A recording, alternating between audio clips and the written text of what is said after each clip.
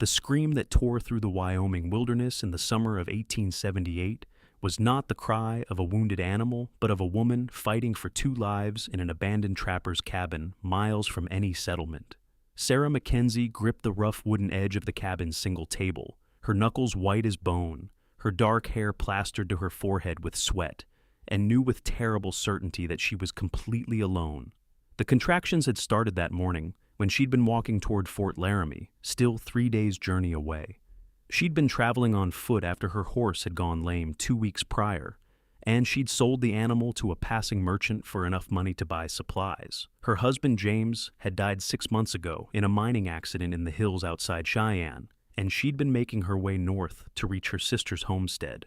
But the baby, their baby, had decided it was time to enter the world whether Sarah was ready or not. She'd stumbled upon this cabin just as the pain became unbearable, grateful for any shelter. The structure was weathered and gray, its door hanging crooked on leather hinges, but it had a roof and 4 walls. That was more than the open prairie offered. Inside, she'd found remnants of its last occupant, a broken chair, the sturdy table, some rusted traps hanging on the wall, and a stone fireplace blackened with old soot. Not much, but enough. Now, as another contraction seized her body, Sarah bit down on the leather strap she'd pulled from one of the wall hooks, muffling her scream. She couldn't afford to lose strength. The baby was coming, whether she was prepared or not, and there was no midwife, no doctor, no helpful neighbor woman to guide her through this. Just Sarah and her unborn child and the vast, indifferent wilderness. She didn't hear the horse approach. She didn't hear the boots on the wooden steps. But she did hear the sharp intake of breath when the cabin door swung open and a man's voice, rough with surprise, said, "Jesus Christ!" Sarah's head snapped up, her vision blurred with pain and tears. Through the haze, she saw a tall figure silhouetted in the doorway, broad-shouldered and still, as though he'd been turned to stone by what he'd found. "Get out!" she managed to gasp, though she knew she needed help desperately. Pride and fear warred within her. This was a stranger, a man, and she was vulnerable in every possible way. But the man didn't leave. Instead, he stepped fully into the cabin, and she could see him more clearly now. He was perhaps 25 or 26 years old, with sun-darkened skin and light brown hair that curled slightly at his collar. His eyes were a startling blue, wide with concern, and his jaw was set with determination beneath a few days' worth of beard. He wore the dusty clothes of a working cowboy, worn denim pants, a faded blue shirt, a leather vest, and a hat he quickly pulled from his head. "Ma'am, I'm not going anywhere," he said, his voice steadied despite the shock in his eyes. "You need help, and I'm the only help around for miles." "You can't," Sarah started, but another contraction cut off her words, and she doubled over, groaning through clenched teeth. The cowboy moved quickly then, crossing the small cabin in 3 strides. He tossed his hat onto the table and rolled up his sleeves. "Name's Cole Brennan," he said, his voice taking on a calm, authoritative tone that somehow cut through Sarah's panic. "I've birthed plenty of calves and foals in my time. I know it's not the same, but the principle's similar enough. I'm going to help you, and we're going to get this baby here safe. You understand me?" Sarah looked up at him, at those steady blue eyes, and found herself nodding. She had no choice. The baby was coming, and Cole Brennan was here, and maybe God hadn't abandoned her after all. "Sarah," she whispered, "Sarah McKenzie." "All right, Sarah," Cole said, and she heard the gentle respect in how he said her name. "First thing, we need to get you more comfortable. Can you make it to that corner? There's some old hay there. Looks cleaner than the floor." With Cole's strong arm supporting her, Sarah managed to move to the corner he'd indicated. He was right. Someone had left a pile of dried prairie grass and hay, probably for bedding. Cole spread his own bedroll over it, then helped Sarah lower herself down. She was beyond modesty now, beyond anything but the primal need to bring her child into the world. "I need to see how far along you are," Cole said, his voice clinical, professional. "Is that all right?" Sarah nodded, grateful that he'd asked, that he was treating her with such dignity despite the circumstances. She pulled up her skirts, and Cole examined her with quick, efficient movements, his face serious. "You're close," he said, looking up at her. "Real close. The baby's crowning. You're going to need to push soon, but not yet. Not until I tell you. Can you do that?" "I'll try," Sarah gasped. The urge to push was overwhelming, a force of nature she could barely resist. Cole moved around the cabin with purposeful speed. He found his canteen and poured water into a dented tin cup that had been left on the table. He rinsed his hands thoroughly, then used his knife to cut strips from his own spare shirt, creating clean cloth for the baby. Sarah watched him through waves of pain, marveling at how calm he was, how focused. "Why are you here?" she managed to ask during a brief respite between contractions. "In the middle of nowhere?" Cole glanced at her, a slight smile touching his lips. "Could ask you the same question. I'm heading to a ranch about 20 miles north. Got hired on for the summer roundup. Was taking a shortcut through this area when I saw smoke from your fire." Sarah realized she'd managed to get a small fire going in the fireplace earlier before the pain had become too intense. That small act might have saved her life, might have saved her baby's life. "Lucky for me," she whispered. "Lucky for both of us," Cole replied, and something in his tone made her look at him more closely. His face was kind, she realized, beneath the rough exterior. There was gentleness in those blue eyes, a goodness that couldn't be faked. Another contraction hit, stronger than before, and Sarah cried out despite her attempts to stay quiet. Cole was beside her instantly, one hand gripping hers, the other supporting her back. "Breathe through it," he coached. "Don't hold your breath. In and out, steady." Sarah tried to follow his instructions, tried to ride the wave of pain rather than fight against it. Cole's hand was strong and calloused, a working man's hand, but his grip was gentle, reassuring. "That's it," he encouraged. "You're doing fine. You're strong, Sarah. I can see that." The contractions came faster now, harder, each one building on the last until Sarah felt like she was being torn apart. But Cole never left her side. He kept talking to her, kept encouraging her, his voice a lifeline in the storm of pain. "All right," he said finally, positioned to catch the baby. "Next contraction, you push. You hear me? Push with everything you've got." When the next wave hit, Sarah bore down, pushing with all her strength. She felt like she was being split in two, felt like she couldn't possibly survive this, but Cole's voice kept urging her on. "Good, good. I can see the head. One more push, Sarah. One more, and we'll have this baby." Sarah gathered every last bit of strength she possessed and pushed again. And suddenly the pressure released, and she heard the most beautiful sound in the world. A baby's cry, thin and reedy, but strong. "It's a boy," Cole said, and his voice was thick with emotion. "You have a son, Sarah." Through exhausted tears, Sarah watched as Cole quickly cleaned the baby with the cloth he'd prepared, his large hands surprisingly gentle as he handled the tiny, squirming infant. He tied off the cord with steady fingers, cut it with his cleaned knife, and then wrapped the baby in the remaining clean cloth. "He's perfect," Cole said softly, and when he looked up at Sarah, she saw tears in his eyes too. "He's absolutely perfect." He placed the baby in Sarah's arms, and she looked down at her son's red, wrinkled face, his tiny fists waving, his eyes squeezed shut as he cried. Love, instant and overwhelming, flooded through her. This was James's son, their son, and he was alive and healthy and here. "Hello, little one," she whispered, her voice breaking. "Hello, my sweet boy." Cole sat back on his heels, watching them, a soft smile on his face. But he wasn't done yet. He helped Sarah through the delivery of the afterbirth, made sure she wasn't bleeding too heavily, and then cleaned her up as best he could, maintaining her dignity throughout. His matter-of-fact competence was a blessing. There was no embarrassment in it, just one human helping another through a crisis.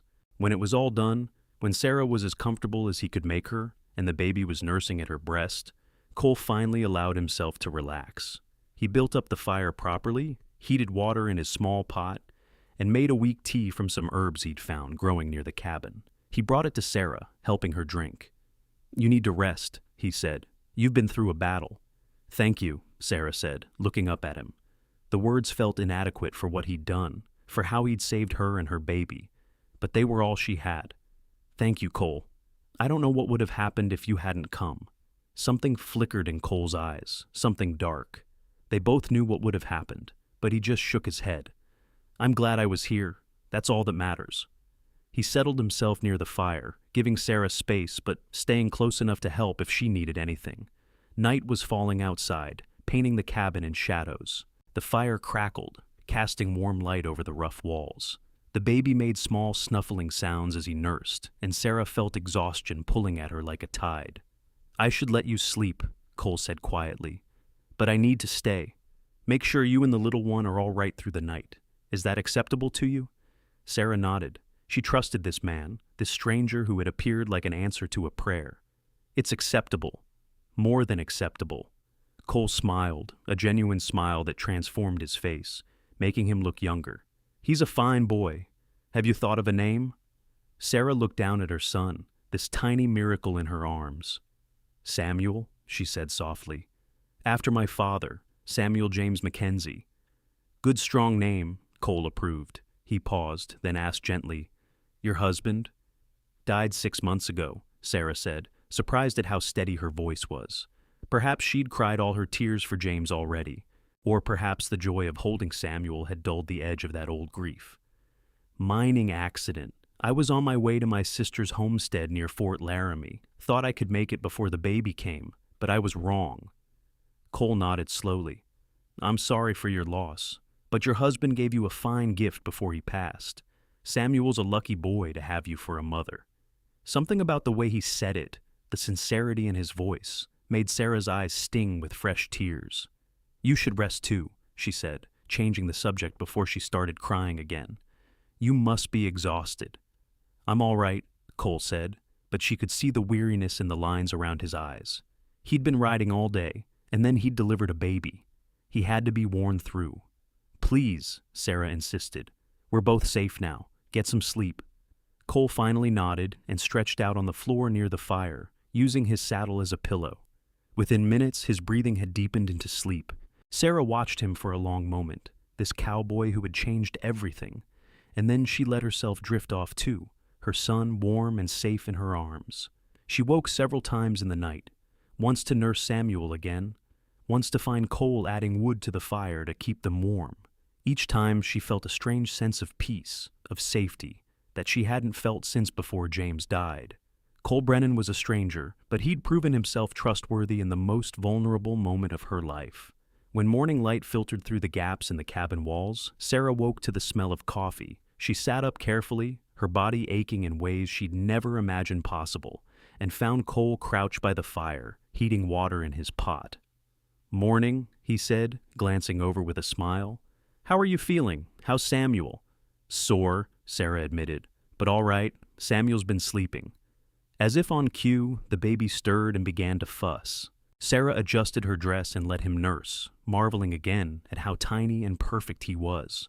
Cole poured her a cup of coffee, weak but hot, and brought it to her along with some jerky from his supplies. "You need to eat," he said. "Keep your strength up for the little one." Sarah accepted the food gratefully. She hadn't realized how hungry she was until she started eating. Cole sat across from her, nursing his own coffee, and for a moment they were quiet, comfortable in the silence. "What will you do now?" Cole finally asked. "You said you were heading to Fort Laramie?" Sarah nodded. "My sister Clara lives on a homestead about 10 miles past the fort. She's been there 2 years with her husband. They're expecting me." She paused, looking down at Samuel. "But I don't know how I'll make it there. I can barely stand, let alone walk 3 days." Cole was quiet for a moment, his expression thoughtful. Then he said, "I could take you. My horse is strong enough to carry us both, and I could fashion a carrier for Samuel. It would take longer, but we could make it in 4 or 5 days if we take it slow." Sarah stared at him. "But your job, the ranch you were heading to?" Cole shrugged. "They're doing a roundup. They'll have plenty of hands. They won't miss one more cowboy."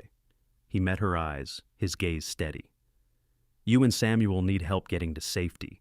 That's more important than punching cattle." "I can't ask you to do that," Sarah protested, even though everything in her wanted to accept his offer. "You've already done so much." "You're not asking," Cole said simply. "I'm offering. There's a difference." He smiled slightly. "Besides, I can't just leave you here. What kind of man would that make me?" Sarah felt tears prick her eyes again. She seemed to be crying at everything these days, but this time they were tears of gratitude, of relief. "You're a good man, Cole Brennan." Something shifted in Cole's expression, a flash of old pain quickly hidden. "I try to be," he said quietly. "Haven't always been, but I try." They spent the day at the cabin, letting Sarah rest and recover. Cole proved to be surprisingly resourceful. He went outside and managed to snare 2 rabbits, which he cooked into a stew with some wild onions and roots he found growing nearby. The food was simple but nourishing, and Sarah felt her strength beginning to return. Cole also set about making the carrier he had mentioned, using his rope and some of the leather strips from the traps on the wall. He fashioned a kind of sling that could be worn across Sarah's chest, keeping Samuel close and secure while leaving her hands free. He tested it carefully, adjusting the straps until he was satisfied it would hold. "My mother used something like this with my youngest sister," he explained as he worked. "Saw how it was made, figured I could remember enough to copy it." "You have a large family?" Sarah asked, curious about this man who had appeared in her life so unexpectedly. Cole's hands paused in their work, just for a moment. "Had," he said quietly. 3 sisters and a brother. But that was a long time ago, back in Missouri. Don't know where any of them are now. We scattered after our parents died." "I'm sorry," Sarah said, hearing the loss in his voice. Cole shrugged, but she could see the tightness around his eyes. "Life out here is hard. You lose people. You move on." He looked at Samuel, sleeping in Sarah's arms. "But you also find new reasons to keep going." The way he looked at her baby, with such gentleness and something like longing, made Sarah's heart squeeze. She realized that Cole Brennan was lonely, that beneath his capable exterior was a man who'd lost his family and had been drifting ever since. That evening, as the sun set and painted the prairie in shades of gold and red, Cole sat by the fire, and Sarah asked him to tell her about his life. At first he was reluctant, but slowly the story came out. He'd been 15 when his parents died of fever, too young to keep the family together. His siblings had gone to different relatives or struck out on their own. Cole had headed west, working whatever jobs he could find: ranch hand, drover, scout, even a stint as a deputy in a small town in Kansas. "Never stayed anywhere long," he admitted.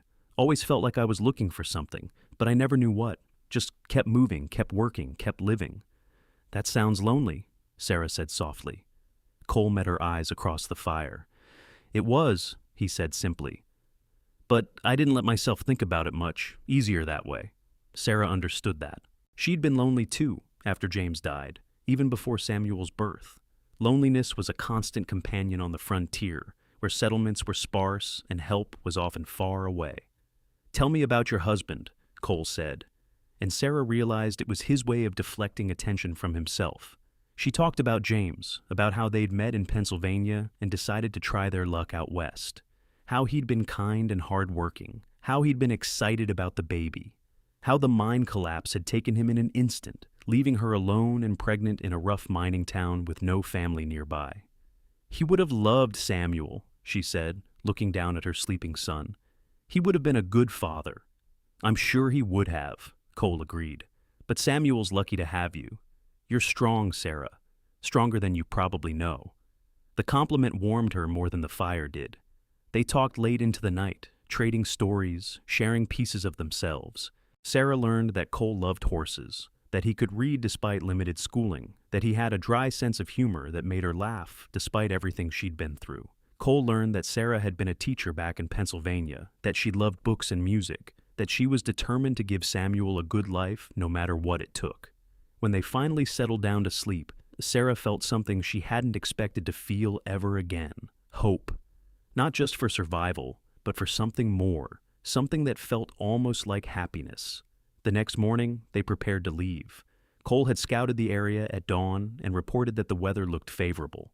He helped Sarah onto his horse, a steady bay gelding named Ranger, and made sure the sling with Samuel was secure. Then he swung up behind her, one arm around her waist to steady her, and they set off toward Fort Laramie. The journey was slow and careful. Cole kept Ranger to a walk, stopping frequently to let Sarah rest and nurse Samuel. He was patient and attentive, never complaining about the pace, always making sure she and the baby were comfortable. They traveled through rolling grasslands dotted with wildflowers, past distant buttes that rose like ancient monuments, under a sky so vast and blue it seemed to go on forever.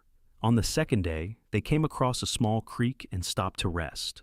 Cole helped Sarah down from the horse and spread his bedroll in the shade of a cottonwood tree. While Sarah nursed Samuel, Cole refilled their canteens and let Ranger drink and graze. "This is beautiful country," Sarah said, looking around. "Harsh, but beautiful." Cole nodded, settling beside her. "It is." Some people can't see past the harshness, but there's beauty here if you look for it. He paused, then added quietly, "Kinda like people, I guess. We all have harsh edges, but that doesn't mean there's no beauty underneath." Sarah looked at him, at the way the dappled sunlight fell across his face, at the gentle way he'd picked a wildflower and was turning it in his fingers. She realized, with a start, that she was attracted to this man, not just grateful, not just friendly, but genuinely drawn to him in a way she hadn't expected so soon after James's death. The thought made her uncomfortable. It felt too soon, too quick. But she couldn't deny what she felt, the way her heart sped up when Cole smiled at her, the way she felt safe and protected in his presence, the way she'd started looking forward to their conversations by the fire each night. Cole must have sensed something of her thoughts because he glanced at her, his blue eyes questioning. "You all right? You look troubled." Sarah shook her head, forcing a smile. "Just tired. It's been a long few days." Cole didn't look entirely convinced, but he didn't push. Instead, he handed her the wildflower, a delicate purple bloom. "For you," he said simply. "Thought it might brighten things a bit." Sarah took the flower, her fingers brushing his, and felt a jolt at the contact. "Thank you," she whispered, and meant it for so much more than just the flower.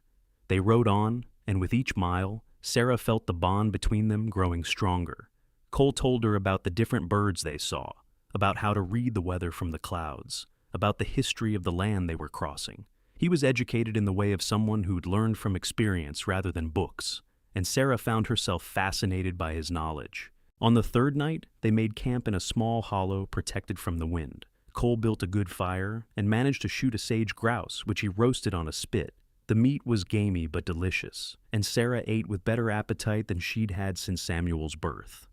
"You're a good provider," she said, watching Cole across the fire. Cole looked up, surprised. "Just doing what needs doing." "No," Sarah said firmly. "It's more than that. You could have left me at that cabin. You could have brought me as far as the nearest town and left me there. But you're taking me all the way to my sister's homestead, making sure we're safe and fed and cared for. That's not just doing what needs doing. That's kindness. That's goodness." Cole looked uncomfortable with the praise, his face reddening slightly. "You make it sound like I'm some kind of saint. I'm not. I'm just a cowboy who happened to be in the right place at the right time." "Maybe," Sarah said softly, "or maybe you're exactly who we needed you to be." Something passed between them then, a look that held more than words could say. Cole's eyes were intense, searching hers, and Sarah felt her breath catch.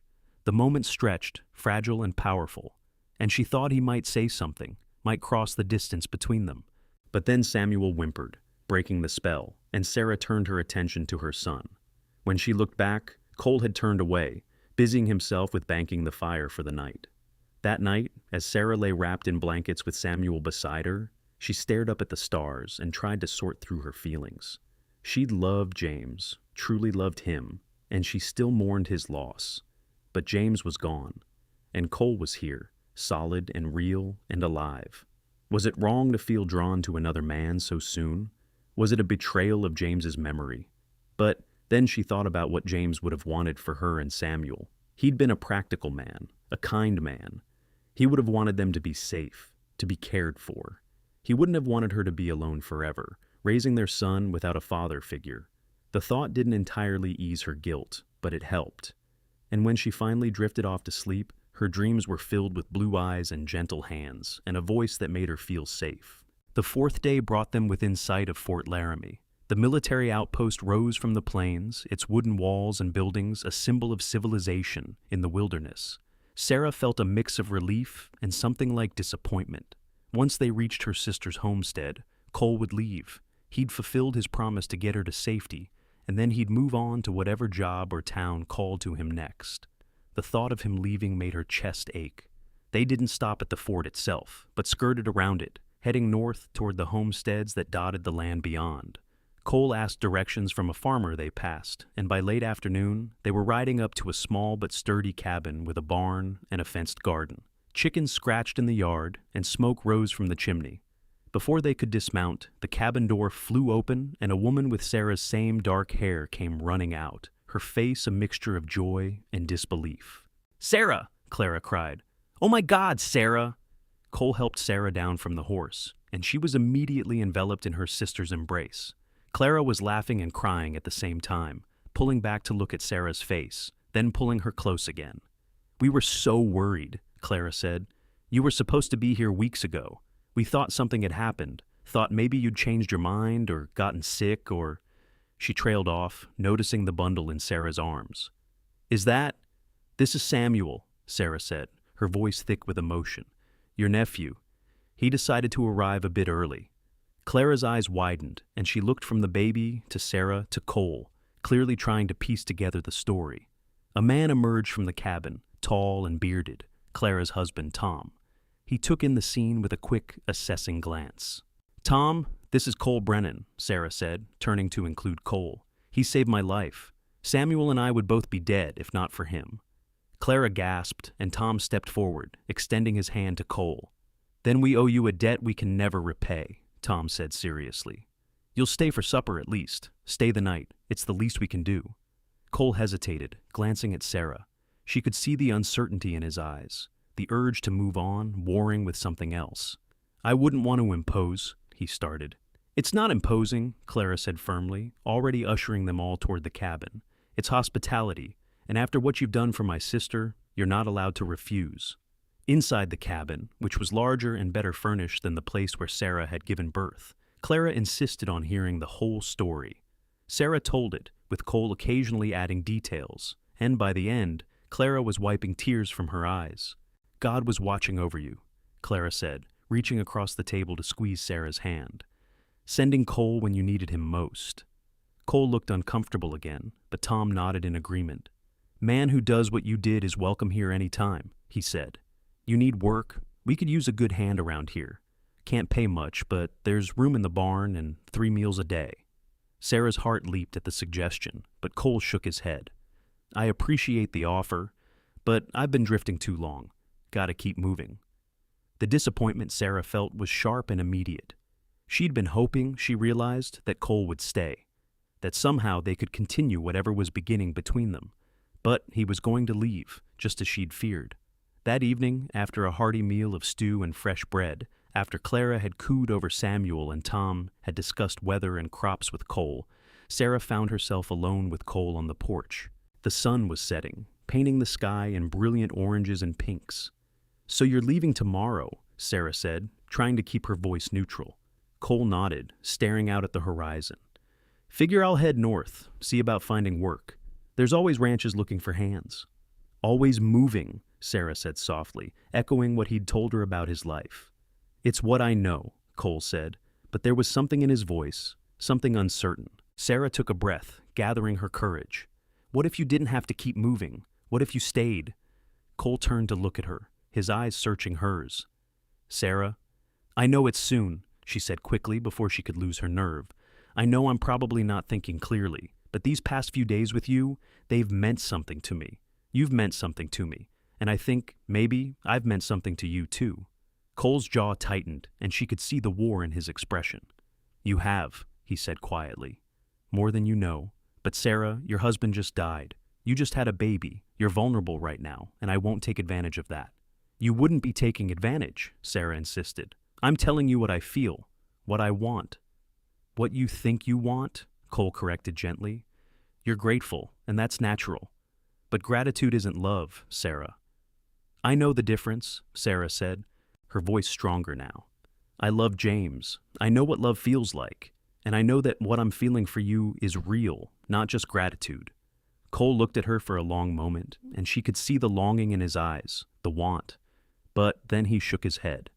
"Even if that's true, you need time. Time to grieve, time to adjust to being a mother, time to be sure of what you feel. I won't be the man who rushes you into something you're not ready for." Sarah felt tears sting her eyes, but she blinked them back. "And if I'm still sure in a month? In 6 months?" Cole's expression softened, and he reached out to cup her cheek with his hand. The touch was gentle, reverent. "If you're still sure in 6 months, if you still want me in your life, then I'll come back. I promise you that, Sarah. But you need this time, whether you think you do or not." Sarah leaned into his touch, memorizing the feel of his hand against her skin. "How will you know? How will I reach you?" "I'll send word to you here, let you know where I am," Cole said. And in 6 months, I'll come back. If you've changed your mind, that's all right. But if you haven't, if you still feel the same way, then we'll figure out what comes next together. It wasn't what Sarah wanted, but she could see the wisdom in it, the rightness. Cole was giving her the space she needed, even though she didn't want it, protecting her from rushing into something that might be a mistake. It was perhaps the kindest thing he could have done, even though it hurt.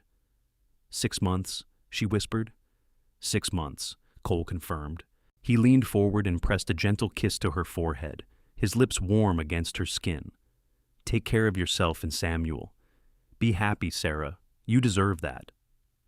Then he stepped back, his hand falling away, and Sarah felt the loss like a physical thing. The next morning, Cole left early, riding out before the sun was fully up. Sarah watched from the cabin window, Samuel in her arms, as Cole mounted Ranger and turned the horse north. Just before he rode out of sight, he turned back, looking toward the cabin. Sarah raised her hand in farewell, and Cole touched his hat brim in response. Then he was gone, disappearing into the vast Wyoming landscape. Sarah stood at the window long after he'd vanished, her heart heavy but not hopeless. 6 months? She could wait 6 months. Clara came to stand beside her, slipping an arm around Sarah's waist. He'll come back, she said softly. I saw the way he looked at you. He'll come back.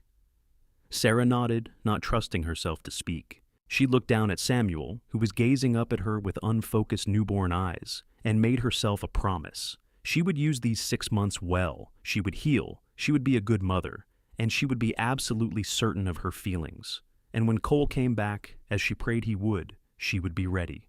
The days turned into weeks, and the weeks into months. Sarah settled into life at her sister's homestead, finding her place in the rhythm of frontier living. She helped Clara with the cooking and the garden, cared for Samuel, and slowly felt her strength returning. Tom proved to be a good man, patient and kind, and it was clear he loved Clara deeply. Sarah was grateful for their hospitality, for the safe haven they provided. Samuel grew, as babies do, changing almost daily. He began to smile, then to coo and babble.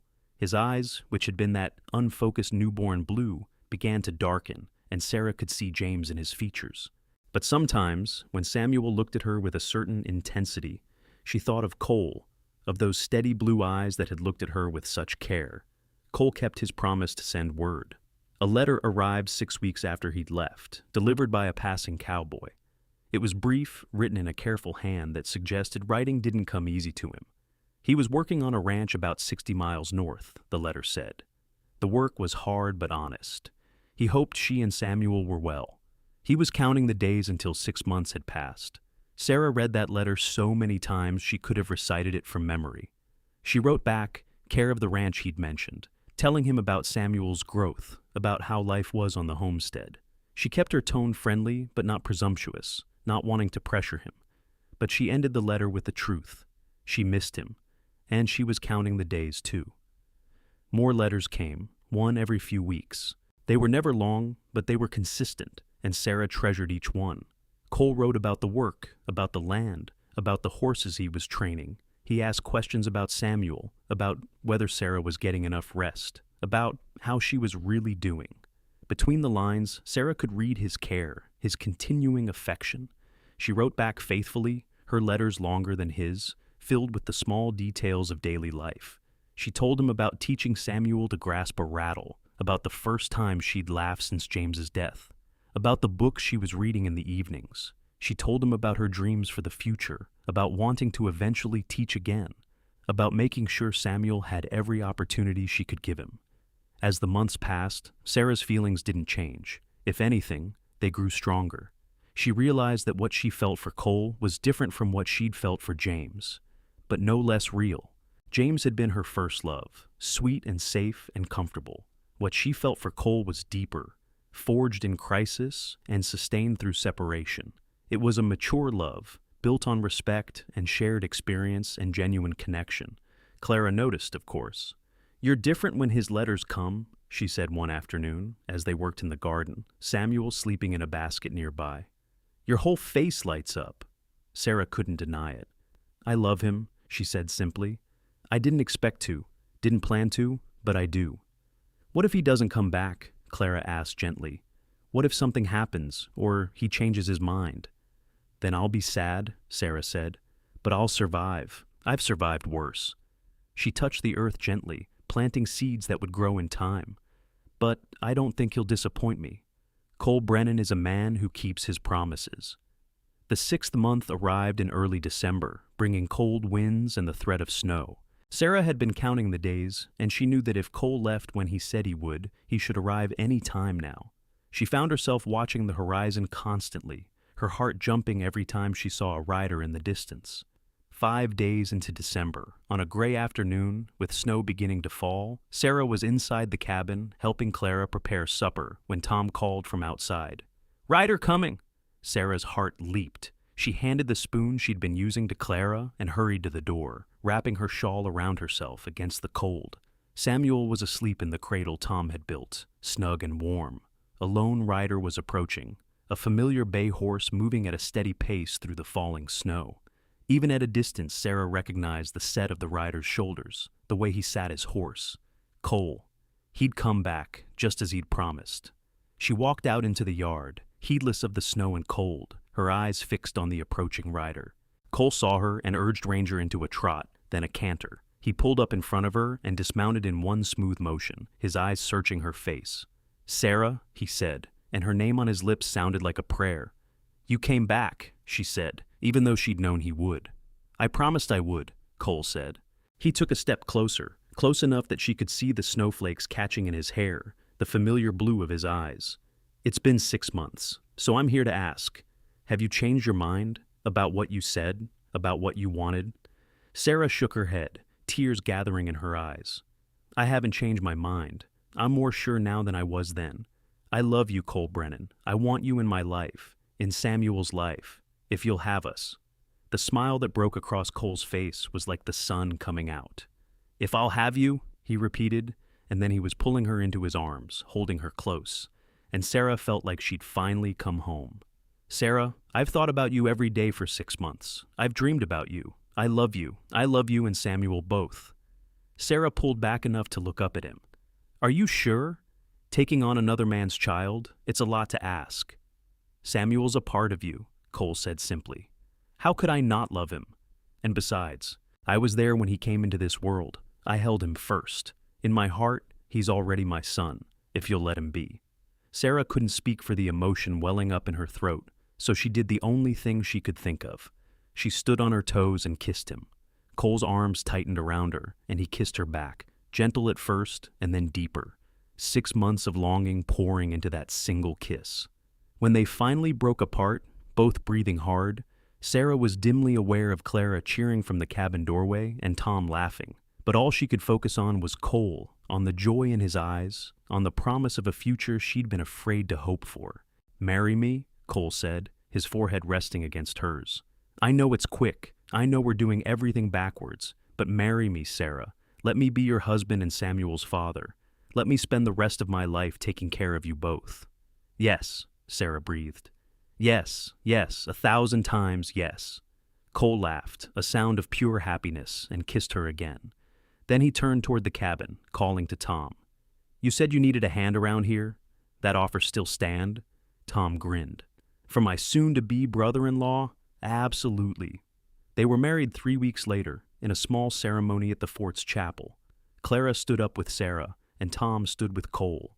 Sarah wore a simple dress that Clara had helped her make, and Cole wore his best shirt and vest, his hair neatly trimmed, his face clean-shaven. Samuel, now nearly 6 months old and starting to sit up on his own, was passed between guests, the center of attention. When the chaplain asked Cole if he took Sarah to be his wife, Cole's voice rang out clear and strong, "I do." And when he was asked if he would also accept and raise Samuel as his own son, Cole didn't hesitate. "I do, with all my heart." Sarah cried through her own vows, overwhelmed by happiness and gratitude and love. When Cole slipped a simple gold band onto her finger, she felt like she was being given a second chance at life, at love, at happiness. They had a small celebration afterwards at a boarding house in the fort, with a handful of friends and neighbors. Someone produced a fiddle, and there was music and dancing. Cole held Sarah close as they swayed to the music, and she rested her head against his chest, listening to the steady beat of his heart. Happy? Cole murmured into her hair.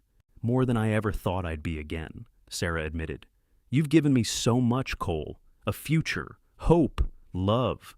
You've given me just as much, Cole said. You and Samuel, you're my family now. The family I thought I'd lost forever. You've made me want to stay in one place, to build something lasting. I never thought I'd feel that way. They moved into the small bunkhouse on Tom and Clara's property, which Tom had been using for storage. Together, Sarah and Cole cleaned it out and made it into a home. Cole built a proper bed frame and a cradle for Samuel. Sarah sewed curtains and made quilts. It wasn't much, but it was theirs, and that made it perfect. Cole threw himself into working the homestead, proving to be as capable at farming as he was at cowboying. He helped Tom repair the barn roof, build new fences, and prepare the fields for spring planting. In the evenings, he would come home tired and dirty, but his face would light up when he saw Sarah and Samuel waiting for him. Samuel took to Cole immediately, as though he recognized him on some instinctive level. When Cole held him, Samuel would babble happily, grasping at Cole's fingers with surprising strength. Cole was gentle and patient, learning how to change diapers and soothe a fussy baby with the same focused determination he brought to everything else. You're a natural father, Sarah told him one evening as she watched Cole playing with Samuel, making faces that had the baby shrieking with laughter. Cole glanced up at her, his expression soft. He makes it easy. He's a good boy. He paused, then added quietly, I hope I can be the father he deserves. You already are, Sarah assured him. Look at him, Cole. He loves you.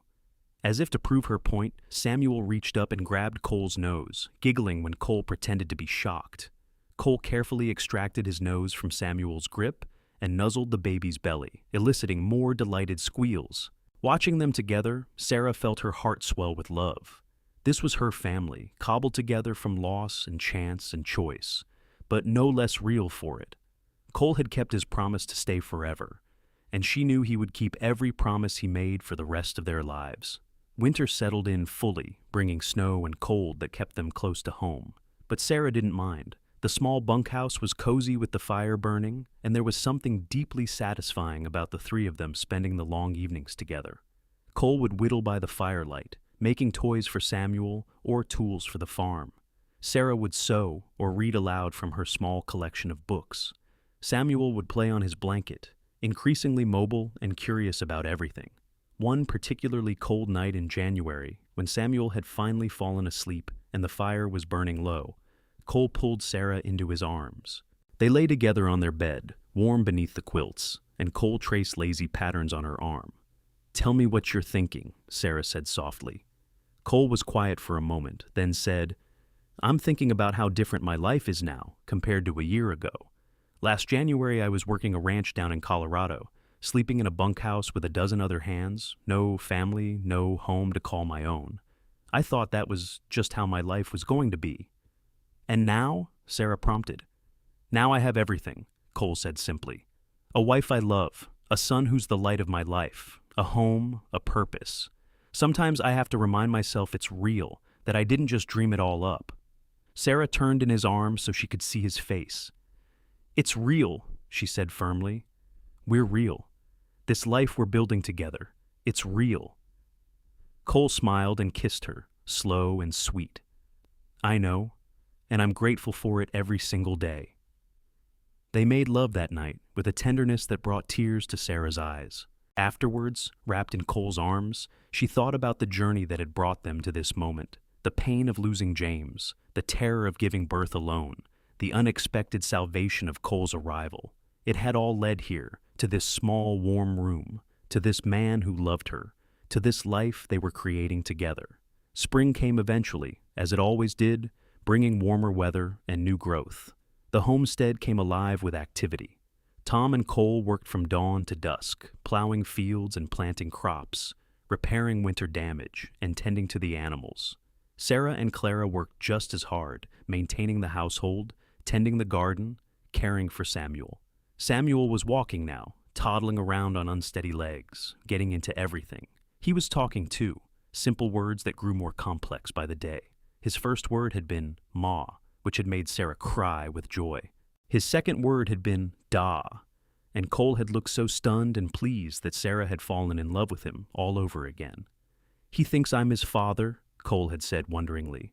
"You are his father," Sarah had corrected. "In every way that matters."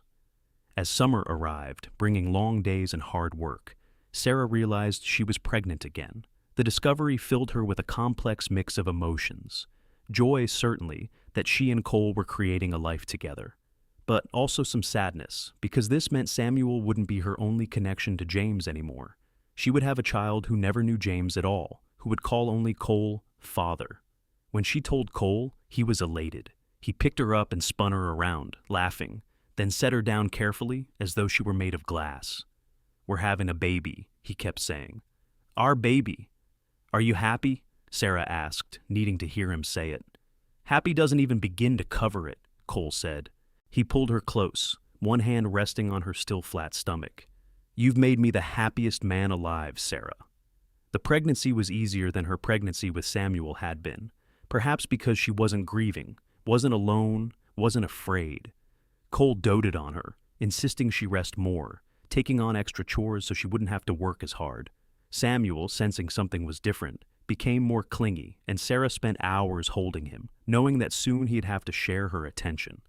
In November, on a clear, cold day, Sarah went into labor. This time, she wasn't alone in an abandoned cabin. She was in her own bed, with Clara at her side, and the fort's doctor riding out to attend her. Cole paced outside like an expectant father in a dime novel, despite Tom's attempts to calm him down. The labor was shorter this time, easier in some ways. And when the baby's first cry filled the room, Sarah heard Cole shout with joy from outside. Clara went to the door and called, "It's a girl! You have a daughter!" Cole burst into the room, his face alight with wonder. He came to Sarah's side as Clara placed the baby in her arms, and together they looked down at their daughter. She was tiny and red and perfect, with a fuzz of dark hair and eyes that would probably turn brown like Sarah's. "She's beautiful," Cole breathed, "just like her mother." "What should we name her?" Sarah asked, looking up at him. Cole thought for a moment, then said, "Grace, because she's a gift, a grace I never expected to receive." Sarah smiled through happy tears. "Grace McKenzie Brennan, it's perfect." Samuel was brought in to meet his new sister, and at 18 months old, he was fascinated by the tiny baby. "Baby!" he said, patting Grace's head with surprising gentleness. "My baby." "That's right," Cole said, scooping Samuel up to sit on the bed beside Sarah. "Your baby sister. You're going to be the best big brother, aren't you?" Samuel nodded seriously, and Sarah's heart felt so full she thought it might burst. This was her family, all of them together, and it was more than she'd ever dreamed possible. The years that followed were full and rich, marked by hard work and simple joys. The homestead prospered under Tom and Cole's management. They expanded the house, adding 2 more rooms to accommodate their growing families. Clara had 2 children of her own, a boy and a girl, and the 4 cousins grew up together like siblings. Grace was followed by another baby, a boy Cole and Sarah named Daniel, after Cole's father. Then came another daughter, Ruth, and finally, when Sarah was 32 and thought they were done, a surprise son they named Ezra. Samuel, Cole, and Sarah's firstborn in heart, if not in biology, grew into a fine young man, tall and strong, like his biological father, but with Cole's steady temperament and gentle way with people. Cole never treated Samuel any differently than he treated the children who were biologically his. He taught all of them to ride, to work the land, to be honest and fair and kind. He told them stories by the fire, played games with them, and disciplined them when necessary with a firm but loving hand. Samuel knew, of course, that James had been his biological father. Sarah made sure he knew about James, that he understood the man who had helped give him life. But Samuel always called Cole Pa, and never questioned that Cole was his real father in every way that mattered. "Pa's the best father in the world," Samuel said once when he was 10 years old, and the simple statement had made Cole's eyes suspiciously bright. Sarah watched her husband with their children and marveled at how far they'd both come. Cole, who'd been a drifting cowboy with no family and no home, was now the center of a large, loving household. He'd found his purpose, his place, and he'd never once looked back or seemed to regret choosing to stay. And Sarah, who'd thought her life was over when James died, had found a second chance at love that was deeper and richer than anything she could have imagined. She and Cole had built something lasting, something good, and their children would carry that legacy forward. One evening in late summer, when the children were all asleep and Sarah and Cole sat together on the porch watching the sun set, Sarah reflected on everything that had happened. It had been 15 years since that day Cole had walked into the abandoned cabin and changed her life forever. "Do you ever think about that day?" she asked Cole, who was holding her hand, their fingers intertwined. "The day we met?" Cole smiled, that same gentle smile she'd fallen in love with. "I think about it all the time. It was the day my real life started." "Mine too," Sarah said softly. "I thought I was dying, thought Samuel and I wouldn't survive. And then you walked through that door." "Best wrong turn I ever took," Cole said. "I was trying to take a shortcut, but I'd gotten turned around. If I'd stayed on the main trail, I never would have passed that cabin." Sarah shivered slightly, thinking about how close they'd come to never meeting. "I don't believe in coincidence," she said. "I think you were meant to find me, meant to save us." "Maybe," Cole said. "Or maybe we saved each other. You gave me a reason to stop running, Sarah. You and Samuel, and then Grace and Daniel and Ruth and Ezra. You're the reason I finally found home." Sarah leaned her head against his shoulder, feeling utterly content. "I love you, Cole Brennan, more than I could ever put into words." "I love you too," Cole said, pressing a kiss to the top of her head. "Forever, just like I promised." They sat in comfortable silence, watching the stars begin to appear in the darkening sky. From inside the house, they could hear one of the children calling out in their sleep, and the sound of Clara's voice answering from the main house next door. These were the sounds of home, of family, of a life well lived. Samuel, now 20 and helping to manage the expanded homestead, came around the corner of the house leading his horse. He'd been out checking the fences and was putting his mount away for the night. When he saw his parents on the porch, he waved and called out a greeting. "Everything's secure," Cole called back. "All good, Pa," Samuel replied. "See you at breakfast." "Good night, son," Cole said, and Samuel smiled before heading to the barn. Sarah squeezed Cole's hand.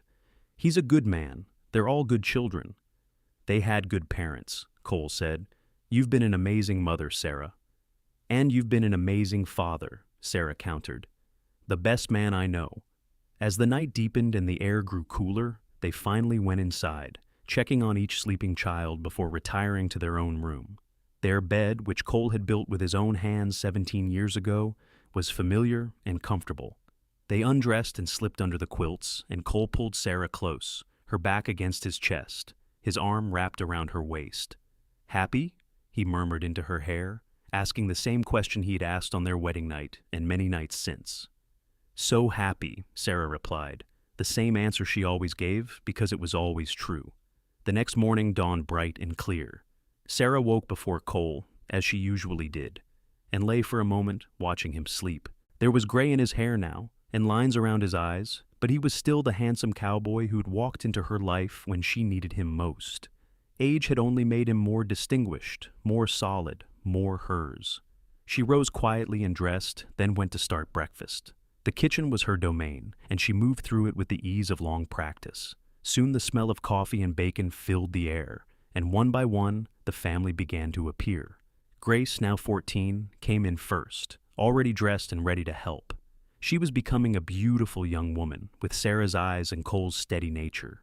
She began setting the table without being asked, humming softly to herself. Daniel and Ruth appeared next, the middle children, both talking at once about their plans for the day.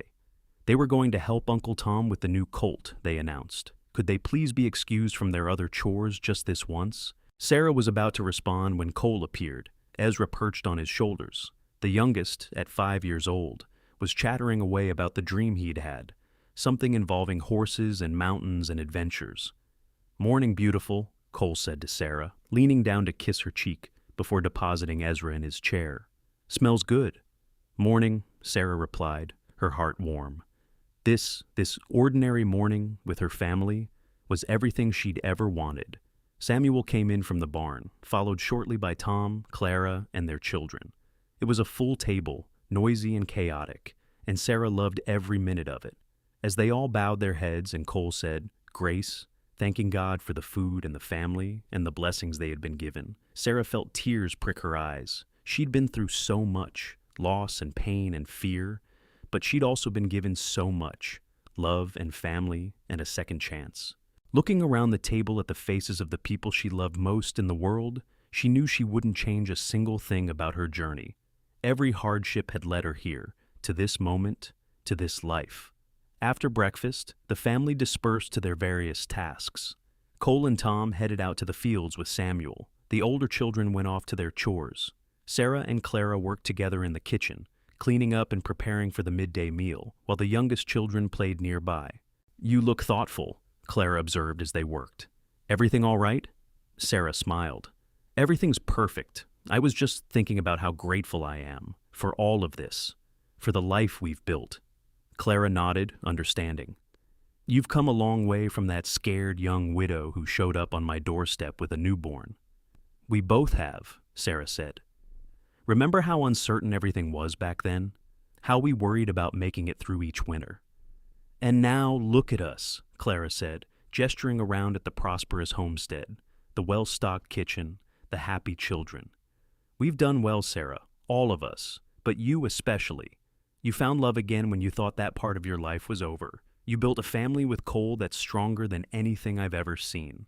Sarah felt her eyes mist again. She seemed to cry at everything these days, but they were happy tears. "Cole was the best thing that ever happened to me. Well, after Samuel. Cole and Samuel, they were my salvation." The day passed as days did on the homestead, full of work and laughter and the occasional minor crisis. A fence needed mending. The cow got loose. Ruth skinned her knee and needed comforting. Ezra tried to climb a tree and got stuck. Normal, wonderful, everyday chaos. That evening, after the children were in bed and the house was quiet, Sarah and Cole took their usual walk around the property. It was a ritual they had developed over the years, a time for just the two of them to talk and reconnect after the busy day. They walked hand in hand through the twilight, past the barn and the fields, up to the small hill that overlooked their land. From here, they could see the house with its warm lights, the barn, the fences marking their boundaries, and beyond that, the vast Wyoming prairie stretching to the horizon. "Do you ever miss it?" Sarah asked. "The cowboy life, the freedom to go wherever you wanted?" Cole considered the question seriously, as he always did when she asked something important. "Sometimes I miss the simplicity of it," he admitted. "Just me and my horse and the trail. But I don't miss the loneliness, Sarah. I don't miss waking up in a different place every few months with no one waiting for me, no one caring whether I came or went. This," he gestured to the homestead below them, "this is better than any freedom I had before. This is home." Sarah leaned into him, and he wrapped his arm around her shoulders. "I'm glad you stayed," she said softly. "I'm glad you kept your promise." "I'll keep keeping it," Cole said, "every day for the rest of my life." They stood there in the gathering darkness, watching the lights of their home, thinking about the years behind them and the years still to come. Sarah thought about Samuel, about the cabin, about the moment when Cole had walked through that door and everything had changed. She thought about the letters they'd exchanged during those long 6 months apart, about their wedding day, about each of their children's births. She thought about the ordinary moments that made up a life. Breakfast together, evening walks, quiet conversations by the fire. This was what happily ever after looked like, she realized. Not a fairy tale ending where nothing bad ever happened again, but a real life with real challenges, faced together. It was watching your husband's hair turn gray and loving him more with each passing year. It was raising children and teaching them to be good people. It was building something lasting in a harsh land. It was choosing every single day to love and be loved in return. "What are you thinking about?" Cole asked, noticing her contemplative expression. "Everything," Sarah said. "Our whole life together. How it all started with such fear and pain, and how it became this. Something so good and solid and real." Cole smiled and pulled her closer. "That's what love does. It transforms things, transforms people. I'm not the same man I was when I walked into that cabin, Sarah. You changed me, made me better." "You changed me too," Sarah said. "Made me believe in second chances, in hope, in the future." They walked back to the house as full darkness fell, the stars appearing overhead in their thousands. Inside, they checked on each child one more time, covering Ezra with his blanket. straightening Ruth's covers, smiling at Grace, who was reading by candlelight and should have been asleep hours ago, looking in on Daniel, who slept sprawled across his bed like a starfish. Samuel's room was in the addition they'd built, a space for their oldest son who was becoming his own man. He wasn't home yet. He'd gone into town to visit friends. But his presence was felt in the well-kept room, in the books on his shelf, in the drawings he'd made as a child that Sarah had saved and framed. "He'll make a fine man," Cole said, looking around the room. "You've raised him well, Sarah. James would be proud." Sarah nodded, a small pang in her heart for the husband she'd lost, but no longer grieved.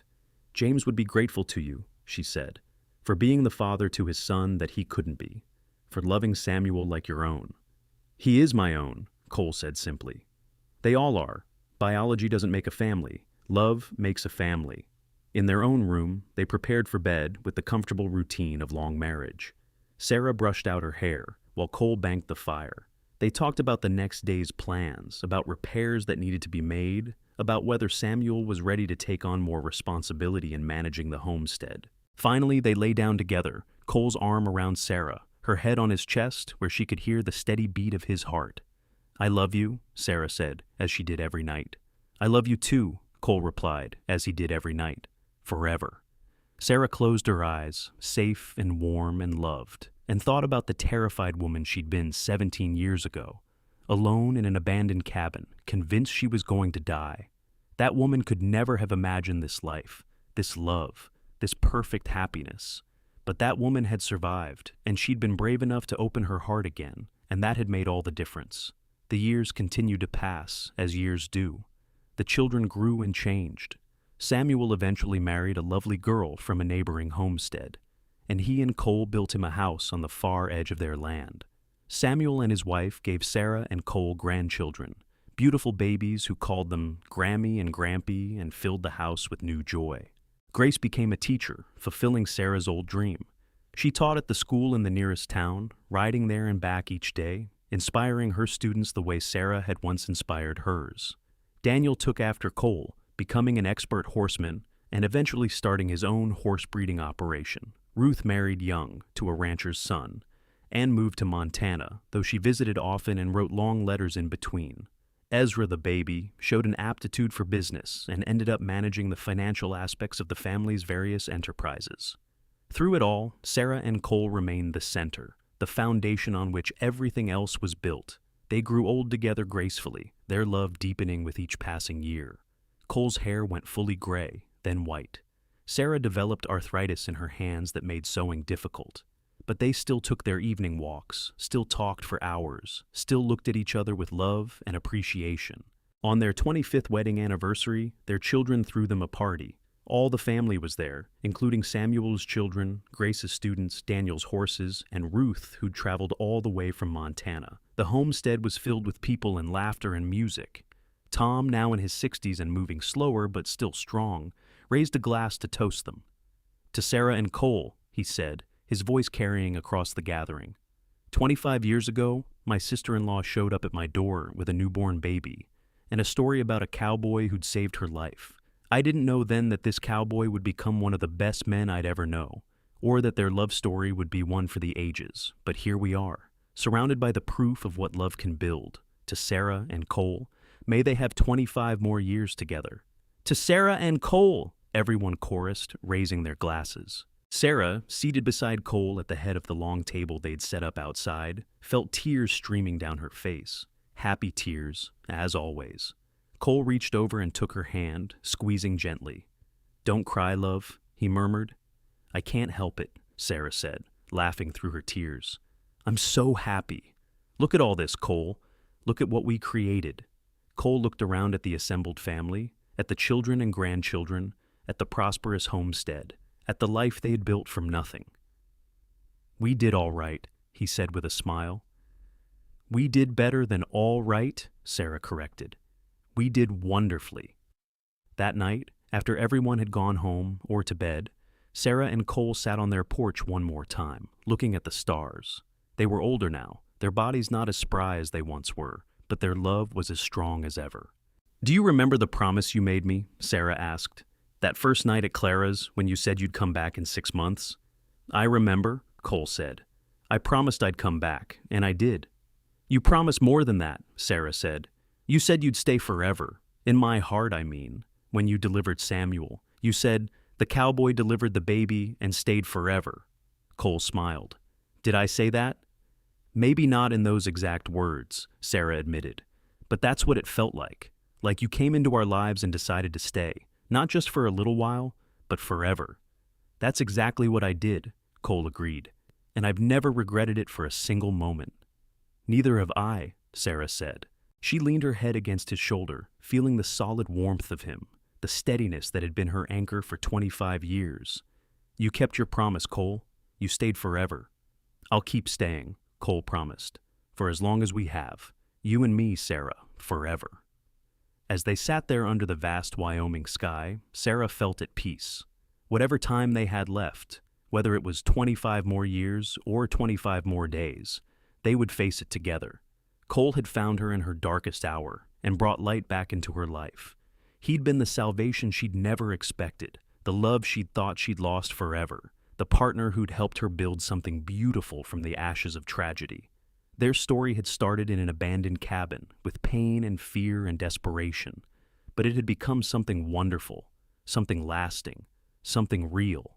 It was a love story for the ages, the kind of story people would tell around fires for generations. How a cowboy had stumbled upon a woman giving birth alone, had delivered her baby, and had stayed forever, building a life and a family that would endure long after they were gone. Years later, when Sarah was 65 and Cole was 67, they celebrated the birth of their first great-grandchild. Samuel's daughter had married and had a baby girl, and when Sarah held that tiny infant in her arms, she thought about the circle of life, about how everything continues. She has your eyes, Cole said, looking down at the baby with the same gentle wonder he'd shown with each of their children and grandchildren. She has Samuel's nose, Sarah observed, which means she has James's nose. Funny how things carry forward. Cole nodded. James is still a part of this family, through Samuel and his children. That's how it should be. Samuel came from love, and he's created more love. That's the best legacy anyone could have. Sarah looked up at her husband, at the man who'd accepted and loved another man's child as his own, and felt her heart swell with love. You're an extraordinary man, Cole Brennan. I'm just a cowboy who got lucky, Cole said. Lucky enough to walk into that cabin. Lucky enough to find you, lucky enough to be given this life. That evening, after they had returned home from meeting the new great-grandchild, Sarah felt tired in a way she hadn't before. Not just physically tired, but tired deep in her bones. She didn't say anything to Cole, not wanting to worry him, but as they prepared for bed, he noticed. You all right? He asked, concern in his eyes. Just tired, Sarah said truthfully. It's been a big day. But over the next weeks, the tiredness didn't go away. Sarah found herself sleeping more, eating less, moving slower. The doctor, when Cole finally insisted she see him, was grave. Her heart was wearing out, he said gently. It happens sometimes, especially to people who had lived hard lives and worked hard all their days. How long? Cole asked, his voice tight. The doctor shook his head. Could be months, could be a year, could be more. There's no way to know for certain, but you should prepare yourselves. Sarah took the news with a strange sort of calm. She'd lived a long, full life. She'd loved and been loved. She'd raised her children and seen her grandchildren grow. She'd built something lasting with Cole. If it was her time, she could accept that. But Cole couldn't. No, he said fiercely when they were alone. I'm not ready to lose you, Sarah. I'll never be ready. Sarah took his face in her hands, seeing the fear and pain in his eyes. We don't get to choose when it's our time, she said gently. But Cole, we've had 32 years together, 32 wonderful years. That's more than many people get in a lifetime. It's not enough, Cole said, and she could hear the tears in his voice. It'll never be enough. I know, Sarah said, her own tears falling. I don't want to leave you either, but Cole, when I do go, you have to promise me something. Anything, Cole said. You have to keep living, Sarah said firmly. Keep being a good father and grandfather and great-grandfather. Keep taking care of this family we built. Don't just give up because I'm gone. Promise me. Cole was silent for a long moment, and Sarah could see the war in his expression. Finally, he nodded. I promise. But Sarah, You need to promise me something too." "What?" Sarah asked. "Promise you'll fight," Cole said. "Don't just give up. Fight to stay with me as long as you can." "I promise," Sarah. They talked about the future, about what Cole would do after she was gone, about how the family would continue. "I want you to know," Sarah said one evening as they sat together watching the sunset, "that you made my life beautiful. When James died, I thought my life was over, but you showed me it was just beginning in a different way. You gave me love and family and happiness beyond anything I could have imagined." Cole's eyes were wet with tears. "You gave me the same, Sarah. You gave me a home and a purpose and a reason to stop running. You made me believe I could be someone worth something." "You were always worth something," Sarah said. "I just helped you see it." In early fall, when the leaves were turning gold and red and the air had a crisp edge to it, Sarah took a turn for the worse. The family was called, and they gathered at the homestead, filling the house with their presence. Samuel came with his whole family. Grace took leave from teaching. Daniel rode in from his ranch. Ruth made the long journey from Montana. Ezra brought his wife and children. Even Tom and Clara were there, though Tom was nearly 80 now and moved with difficulty. Sarah lay in the bed she'd shared with Cole for more than 3 decades, surrounded by the people she loved. Each of her children came to say goodbye, to tell her they loved her, to thank her for being such a wonderful mother. Her grandchildren came, some old enough to understand what was happening, others too young to grasp it, but knowing something important was occurring. Finally, it was just Sarah and Cole. He lay beside her on the bed, holding her close, and she could feel his tears on her hair. "I love you," she whispered, her voice weak but clear. "I've loved you from that first day, when you walked into that cabin and saved me. I'll love you forever, Cole Brennan." "I love you too," Cole said, his voice breaking. "You're my heart, Sarah. You always have been." "I'm not afraid," Sarah said. "I've had such a good life, such a beautiful life with you. No regrets." "No regrets," Cole echoed, though his voice was thick with grief. Sarah closed her eyes, feeling safe and loved in Cole's arms. Her last thought was of that abandoned cabin so many years ago, of hearing a voice say, "Jesus Christ," and looking up to see a cowboy silhouetted in the doorway.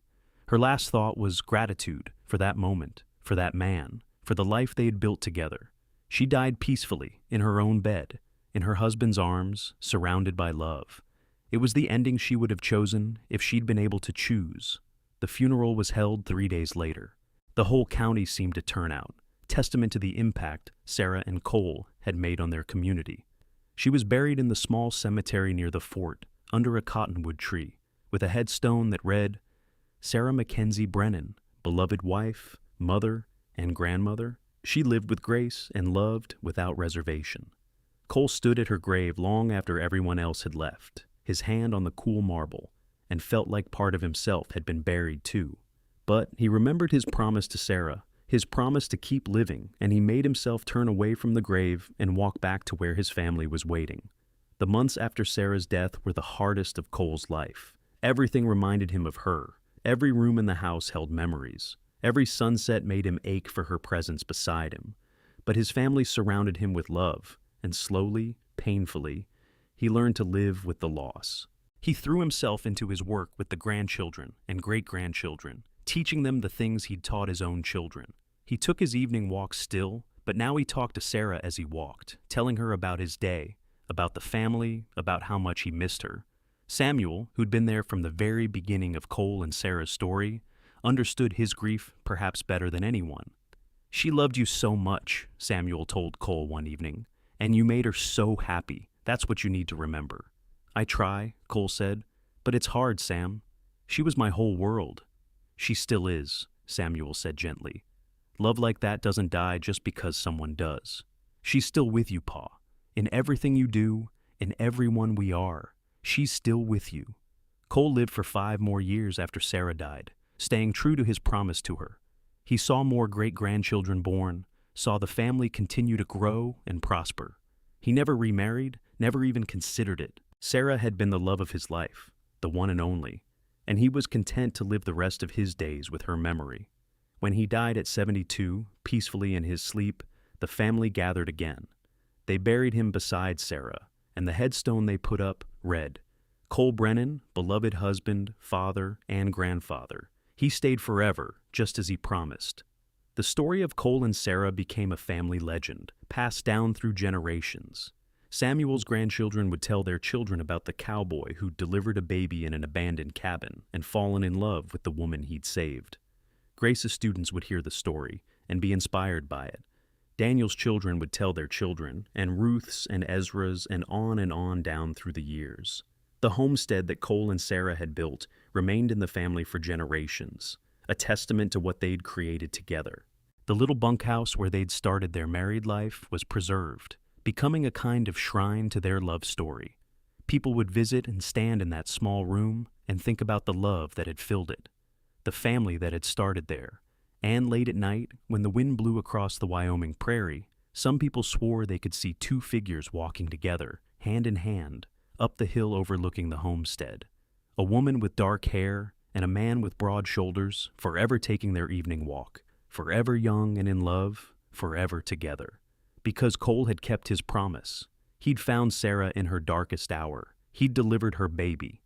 And he'd stayed forever, through life and death and into eternity, bound to her by a love that had started in fear and desperation and had grown into something beautiful and lasting and true. It was a love story for the ages, the kind of story that reminded people that even in the harshest circumstances, even in the wildest places, love could bloom and thrive and create something wonderful. It was the story of she was giving birth alone in an abandoned cabin. The cowboy delivered the baby and stayed forever.